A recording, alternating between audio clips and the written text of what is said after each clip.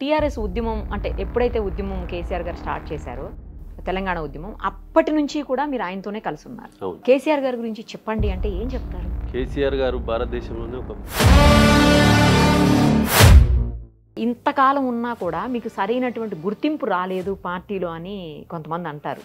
దానికి ఏమంటారు మీరు? కేసీఆర్ గారు 2001లో ఉద్యమం స్టార్ట్ చేసినప్పుడు మొట్టమొదటి కేసు కూడా మీ మీదే నమోదు చేయబడింది అసలు తెలంగాణ ఉద్యమాలకు సంబంధించి. ఆ రోజు 2001-2లో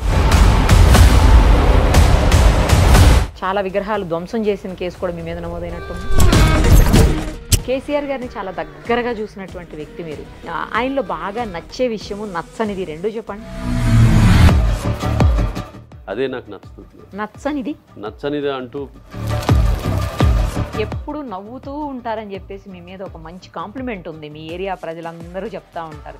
ఎవరు ఏ సమస్య వచ్చినా కూడా కాదనకుండా వాళ్ళకి మీకు చేతనైనంత సాయం చేస్తూ ఆదరిస్తారు అని చెప్పేసి. ఏ సమస్యను కూడా పెద్ద సీరియస్గా తీసుకోను. తరతరాలుగా చరిత్రలో నిలిచిపోయే తెలంగాణ ఉద్యమ మొదటి నేతగా తన మీదనే మొదటి కేసుని నమోదు చేయించుకొని, అలాగే బీఆర్ఎస్ రాష్ట్ర కార్యదర్శిగా నల్గొండ రాజకీయాల్లో తనదైన ముద్ర వేస్తున్న ముఖ్యమైనటువంటి నేత చాడా కిషన్ రెడ్డి గారు ప్రస్తుతం మన స్టూడియోలో మనతో పాటు ఉన్నారు. ఒకసారి ఆయనతో మాట్లాడదాం. నమస్తే అండి.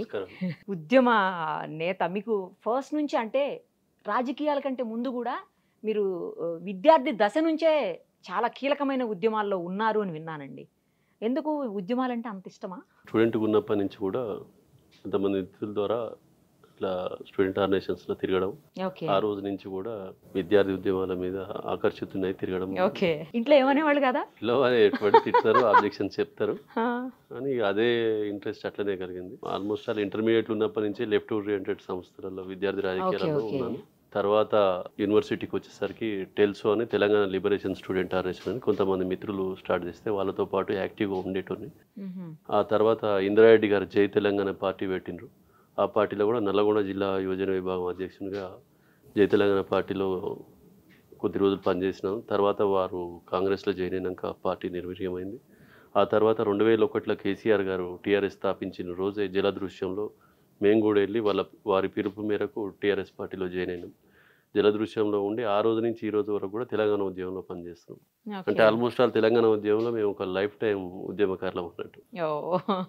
మొట్టమొదటి కేసు కూడా మీ మీదే నమోదు చేయబడింది అసలు తెలంగాణ ఉద్యమాలకు సంబంధించి. ఆ రోజు 2001-2లో కేసీఆర్ గారు టీఆర్ఎస్ పార్టీని స్థాపించినాక అసెంబ్లీలో 16 జీవో గిరిగిలన్ కమిషన్ ఇంప్లిమెంట్ చేయాలని ఆ రోజున్న తెలుగుదేశం ప్రభుత్వం ప్రశ్నించి అసెంబ్లీలో పెద్ద ఎత్తున కేసీఆర్ గారు గొంతెత్తడం జరిగింది.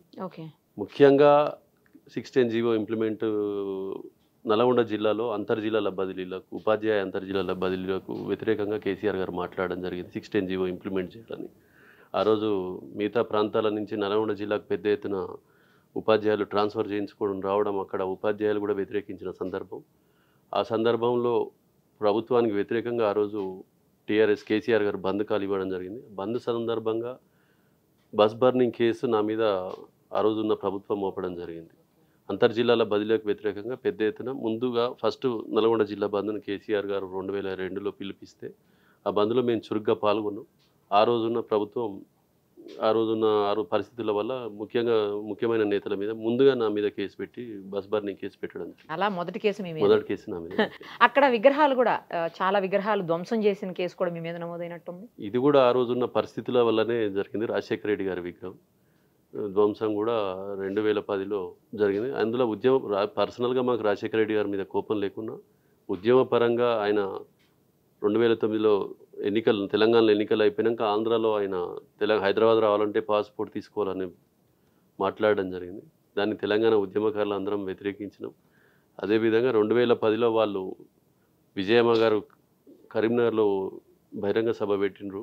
తెలంగాణ మీద దండయాత్రగా వాళ్ళు వైఎస్ఆర్ కాంగ్రెస్ పార్టీ స్థాపించి దండయాత్రకు వస్తున్న సందర్భంగా ఆ రోజున్న పరిస్థితులలో మేము మా దగ్గర ఉన్న అది జరిగింది, ఇన్సిడెంట్ జరిగింది. ఆ రోజు ఉద్యమ పరిస్థితులు అట్లున్నాయి. తప్పనిసరి పరిస్థితుల్లో చేసా అంటారు. ఆ రోజున్న పరిస్థితులు అట్లా తెలంగాణ వ్యతిరేకులను ఎవరినైనా మేము వ్యతిరేకించే పరిస్థితే. అది మా ఆకాంక్ష నాయకులను వ్యతిరేకించడం కాదు. తెలంగాణ భావజాలాన్ని వ్యతిరేకించే వారిని ఎవరినైనా మేము వ్యతిరేకించే పరిస్థితే గనుక అదే ఆ అదే ఆ ఇన్సిడెంట్ జరిగింది. ఎప్పుడు నవ్వుతూ ఉంటారని చెప్పేసి మీ మీద ఒక మంచి కాంప్లిమెంట్ ఉంది. మీ ఏరియా ప్రజలందరూ చెప్తా ఉంటారు. ఎవ్వరు ఏ సమస్య వచ్చినా కూడా కాదనకుండా వాళ్ళకి మీకు చేతనైనంత సాయం చేస్తూ ఆదరిస్తారు అని చెప్పేసి. విద్యార్థి దశ నుంచే ఉద్యమాలలో ఉన్నాను. ప్రజలతోటి మమేకమై ఉన్నాను గనుక ప్రజల కష్టాలేంది, బాధలేందో మాకు తెలుసు. యాహ్! యాహ్! కనుక వారు వచ్చినప్పుడు వారిని చేతనైన సహాయం చేయడానికే ప్రయత్నిస్తూ ఉన్నాం. మొదటి నుంచి కూడా ఏదో రకంగా వాళ్ళకున్న సమస్యల మీద ఎంతవరకు వీలైతే అంతవరకు వాళ్ళను సహాయ సహకారాలు అందించి అదే కంటిన్యూ అవుతుంది అప్పటి నుంచి ఇప్పటి వరకు కూడా. ఏ సమస్యను కూడా పెద్ద సీరియస్‌గా తీసుకోను. ఆ ఓకే. రోజున ఇష్యూను ఆ రోజు అయిపోతదనే విధంగానే ఉంటది గనుక హ్మ్. అట్లనే కొనసాగుతుంది. టీఆర్ఎస్ ఉద్యమం అంటే ఎప్పుడైతే ఉద్యమం కేసీఆర్ గారు స్టార్ట్ చేశారో, తెలంగాణ ఉద్యమం అప్పటి నుంచి కూడా మీరు ఆయనతోనే కలిసి ఉన్నారు. అవును. ఆయనతోనే కలిసి నడిచారు. కేసీఆర్ గారి గురించి చెప్పండి అంటే ఏం చెప్తారు? కేసీఆర్ గారు భారతదేశంలోనే ఒక భిన్నమైన నాయకుడు. ఓకే. ఆయన ఒక కార్యక్రమాన్ని ఎత్తుకుండంటే వెన్ను చూపించే పరిస్థితి లేదు. తెలంగాణ రాష్ట్ర ఉద్యమాన్ని 2001లో ఎత్తుకొని 14 వరకు కూడా ఏ రోజు కూడా అకుంఠిత దీక్షతోటి ఆయన రాష్ట్రం సాధించే వరకు కూడా ఏ రోజు కూడా మడిమ తిప్పలేదు. ఓకే. ఆయనను మేము ఆదర్శంగా తీసుకున్నాం. కేసీఆర్ ఒక నిర్ణయానికి కట్టుబడి ఉన్నాడంటే ఆయన వెనుకడుగేసే ప్రసక్తే లేదు. అదే మాకు ఆదర్శంగా ఉన్నది, మార్గదర్శకంగా ఉన్నది. కేసీఆర్ గారి అడుగుజాడలలో నడుస్తూ ఉన్నాం ఆ రోజు నుంచి ఈ రోజు వరకు. ఉద్యమంలో ఏ కార్యక్రమం తీసుకున్నా అంతే సీరియస్‌గా కేసీఆర్ గారి నిర్ణయాలు ఉండేది. రాష్ట్రం సాధించాలనే సీరియస్‌నెస్సే అన్ని పార్టీలను ఒప్పించడంలో గానీ, కేంద్ర స్థాయిలో జాతీయ పార్టీలను ఒప్పించడంలో గానీ, రాష్ట్రంలో ఉన్న తెలంగాణ వ్యతిరేకులటువంటి తెలుగుదేశం చంద్రబాబు నాయుడుతోటి కూడా లెటర్ ఇప్పించే దాంట్లో కేసీఆర్ గారు సక్సెస్ అయినరు. తద్వారా తెలంగాణ రాష్ట్రాన్ని సాధించుకోవడానికి కేసీఆర్ గారి వ్యూహాలు, ఎత్తుగడలతోటే ఈ రాష్ట్రం సాధించినని నేను బలంగా నమ్ముతా ఉన్నాను. ఆ తర్వాత రాష్ట్రం సాధించినాక కూడా ఈ అభివృద్ధి విషయంలో కూడా, సంక్షేమ పథకాల విషయంలో కూడా కేసీఆర్ గారు భారతదేశంలో ఏ ఇతర నాయకులు తీసుకున్నటువంటి సాహసోపేతమైన నిర్ణయాలు, రైతులకు 24 గంటలు కరెంట్ ఇవ్వడం కానీ, రైతు బంధు ఇవ్వడం, అది రైతాంగానికి ఒక దిక్సూచిగా ఈరోజు రైతులు ఆత్మహత్యలు చేసుకొని ఇబ్బందులు పడుతున్న పరిస్థితులలో దేశ రైతాంగానికి దిక్సూచిగా తీసుకోవడానికి కేసీఆర్ గారు రైతు బంధు ఒక కొలమానంగా చెప్పగలుగుతాం. ఎందుకంటే నాకు స్టూడెంట్ ఆర్గనైజేషన్ నుంచి కూడా నేను విద్యార్థి ఉద్యమాలలో పనిచేసినాను. ఆ రోజున్న కమ్యూనిస్ట్ నాయకులు కూడా, లెఫ్ట్ నాయకులు కూడా రైతులకు గిట్టుబాటు ధర ఇవ్వాలని మాట్లాడిన నాయకులను చూసినా కానీ ఇప్పించిన నాయకులను చూడలేదు ఈ రోజు వరకు కూడా. రైతులకు గిట్టుబాటు ధర ఇప్పించలేని ప్రభుత్వాలు ఉన్నప్పుడు కనీసం రైతులకు ఆర్థిక సహాయం, పెట్టుబడుల కింద ఆర్థిక సహాయం చేయాలనే కేసీఆర్ గారు ఒక నిర్ణయం, ఒక సాహసోపేతమైన నిర్ణయం. ఇది మిగతా 29 రాష్ట్రాలు కూడా ఖచ్చితంగా ఈ మార్గంలో పయనిస్తేనే దేశ రైతాంగం కొద్ది కాలం పాటు సుభిక్షంగా ఉంటుందని నేను బలంగా విశ్వసిస్తా ఉన్నాను. ఓకే. మరి ఇంతగా మీరు అప్పటి నుంచి ఎన్నేళ్ల నుంచో కేసీఆర్ గారితోటి చాలా దగ్గరగా ఉన్నారు. ఆయన అనుచరుడిగానే ఉన్నారు. ఆయన అడుగుజాడల్లోనే నడుస్తున్నారు. అయినప్పటికీ ఇన్నేళ్ల వరకు కూడా మీకు చిన్న పదవి కానీ, లేకపోతే మీకు తగినటువంటి గుర్తింపు కానీ రాలేదు అని చెప్పేసి మీకు సంబంధించిన అభిమానులు నాతోటి డైరెక్ట్గా చెప్పినటువంటి పరిస్థితి. దీనికి ఏం సమాధానం చెప్తారు? ముందుగా కేసీఆర్ గారు 2001లో ఉద్యమం స్టార్ట్ చేసినప్పుడు ఆ రోజు ఈ పదవులు వస్తాయి అనుకుని ఉద్యమంలో పనిచేయలేదు. ఒక తెలంగాణ రాష్ట్రం రావాలనే బలమైన ఆకాంక్షతోటి పనిచేసినాం. 2014 వరకు అదే ఆకాంక్షతోటి పనిచేస్తాం. 2014 తర్వాత టీఆర్ఎస్ పార్టీ రాజకీయ పార్టీగా అవతరించిన తర్వాత సహజంగా నాకు కూడా మంచి పదవి వస్తే, నాకు కూడా తగిన గుర్తింపు వస్తే బాగుంటుంది అనేది నా మనసులో ఉంటుంది, లేకుండా ఏం లేను. కానీ కేసీఆర్ గారు ఆ సమయం సందర్భాన్ని బట్టి ఏ రోజు నిర్ణయం తీసుకున్నా దానికి వెయిట్ చేస్తూ ఉన్నాను. కేసీఆర్ గారు ఏ నిర్ణయం తీసుకున్నా నాకు శిరోధార్యమే. ఆయన అడుగుజాడల్లోనే నడుస్తానని కూడా ఈ సందర్భంగా తెలియదు. ఇప్పుడు జరిగినటువంటి ఈ ఎలక్షన్స్లో కూడా మీకు ఏదన్నా అవకాశం ఉంటే పదవి ఇస్తారు, ఎమ్మెల్యే అవుతారేమో అని అనుకున్నారు. మళ్ళీ ఎందుకో సడన్గా క్యాండిడేట్ మారిపోయారు. అంటే సిట్టింగ్ ఎమ్మెల్యే అనుకోండి కానీ, బట్ మీ గురించి కూడా వచ్చింది న్యూస్ అయితే అప్పుడు. కేసీఆర్ గారు సిట్టింగ్లకే ఇవ్వడానికి నిర్ణయం తీసుకున్నారు. కేసీఆర్ గారు ఆయన నిర్ణయాన్ని కట్టుబడి మేము పనిచేస్తా ఉన్నాం. నేను ఆశించిన మాట వాస్తవమే, కానీ ఫైనల్గా ఆశించినా కానీ నేను మీడియాలో కూడా ఇక్కడ సభలు సమావేశాలు మాట్లాడలేదండి. నేను పార్టీ సైనికుడిని. కేసీఆర్ గారు ఏ నిర్ణయం తీసుకున్నా కట్టుబడి ఉంటాను. ఏ అభ్యర్థికి టికెట్ ఇచ్చినా నేను పనిచేస్తానని మొదటి నుంచి చెప్తున్నాను. ఈరోజు కూడా అదే చెప్పాను. కేసీఆర్ గారు పిలిచి మాతోటి మీరు పార్టీకి అభ్యర్థిని ప్రకటించినా మరి పని చేయాలి మీరు అంటే ఖచ్చితంగా డే అండ్ నైట్ నుంచి అభ్యర్థిని ప్రకటించిన రోజు నుంచి ఈ రోజు వరకు కూడా డే అండ్ నైట్ పనిచేస్తూ ఉన్నాం. మరి మీకు అసలు ఏమన్నా ఇప్పుడు ఏదన్నా ఒక పదవికి సంబంధించి నేనైతే విన్నది ఏంటంటే మీకు ఎంపీ నెక్స్ట్ పార్లమెంట్ ఎలక్షన్స్లో ఎంపీ పదవి మీకు ఇవ్వబోతున్నారు, ఎంపీ కంటెస్టెంట్ మీరే అక్కడి నుంచి అని చెప్పేసి మాట్లాడుతున్నారు కొంతమంది. అలాంటిది ఏమన్నా హామీ లభించింది? ఎంపీ కానీ ఎమ్మెల్సీ కానీ అట్లాంటిది ఏమన్నా లభించిందా? ఎన్నికల సందర్భంగా కేసీఆర్ గారు ఖచ్చితంగా పార్టీకి పనిచేయమని చెప్పిండ్రు. ఓకే. అదే మాట మీద మేము పనిచేస్తూ ఉన్నాం. సరైన సందర్భంలో కేసీఆర్ గారు ఎంపీ ఇచ్చినా, ఎమ్మెల్సీ ఇచ్చినా, ఇంకేదైనా పదవి ఇచ్చినా ఆయన ఆజ్ఞను శిరోసారా ఇచ్చి పార్టీ కట్టుబడి ఉండి పనిచేస్తాం. సార్ నిర్ణయమే ఫైనల్ నిర్ణయం అవుతుంది కనుక సార్ బాటలోనే పయనిస్తాం. అంటే ఇంతకాలం ఉన్నా కూడా మీకు సరైనటువంటి గుర్తింపు రాలేదు పార్టీలో అని కొంతమంది అంటారు.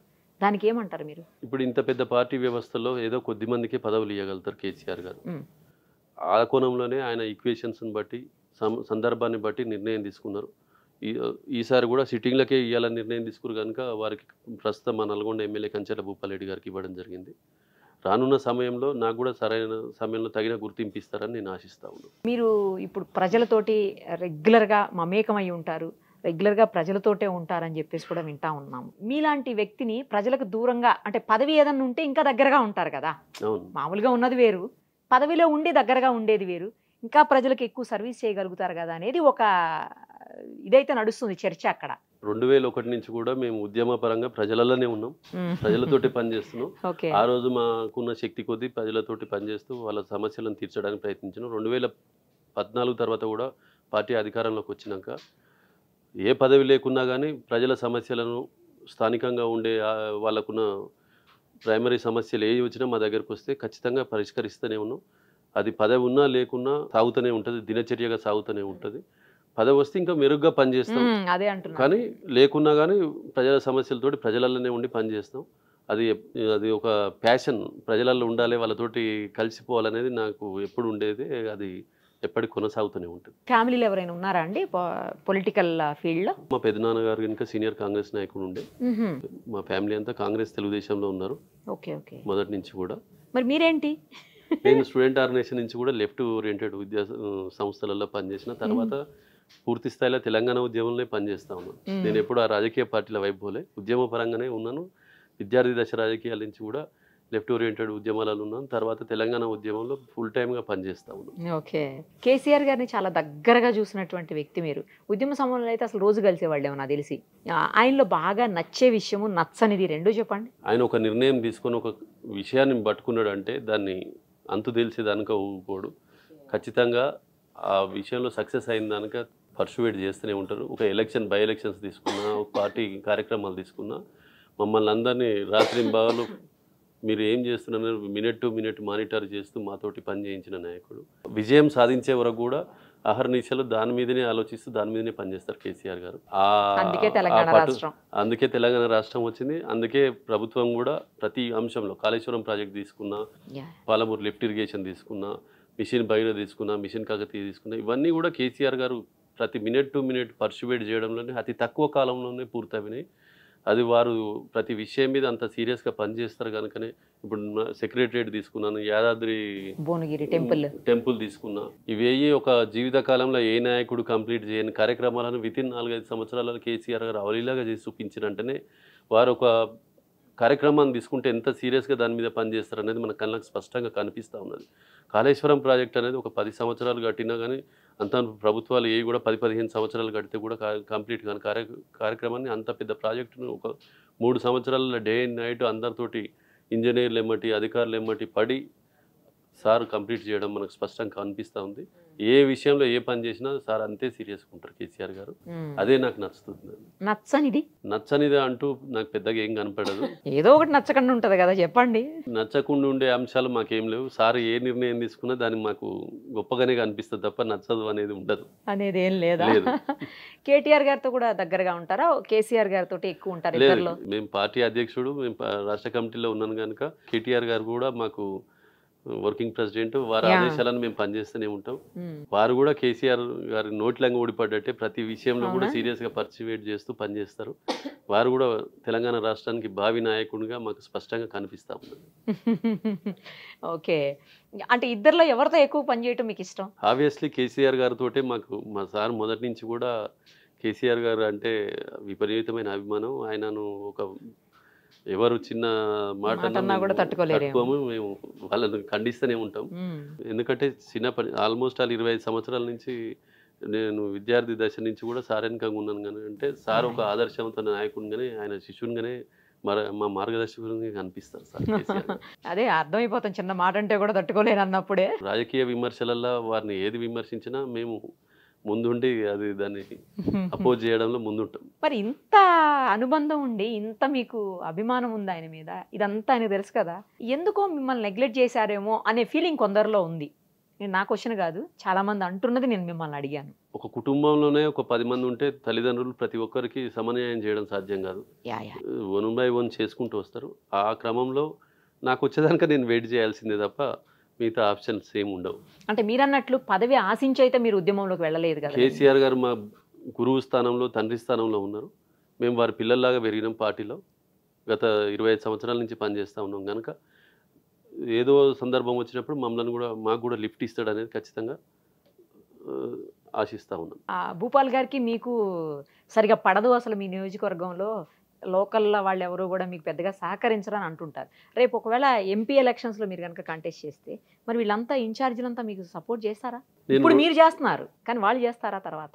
నేను ఈరోజు వేరే పార్టీ నుంచి వచ్చిన నాయకుని కాదు, వేరే దగ్గర నుంచి వచ్చినాను కాదు. 2001 నుంచి కూడా ఉద్యమంలో పనిచేసినాను. పార్టీ కోసం పనిచేస్తూ ఉన్నాను కనుక నన్ను హక్కున చేర్చుకుని అందరూ కూడా ప్రతి ఒక్కరు నాకు సహాయ సహకారాలు అందిస్తారు. నన్ను ఎవరు కూడా వ్యతిరేకించే పరిస్థితి అయితే ఉండదు. ఎందుకంటే పర్సనల్గా నా మీద ఎవరికి కూడా గ్రడ్జెస్ కానీ ఏమీ లేవు.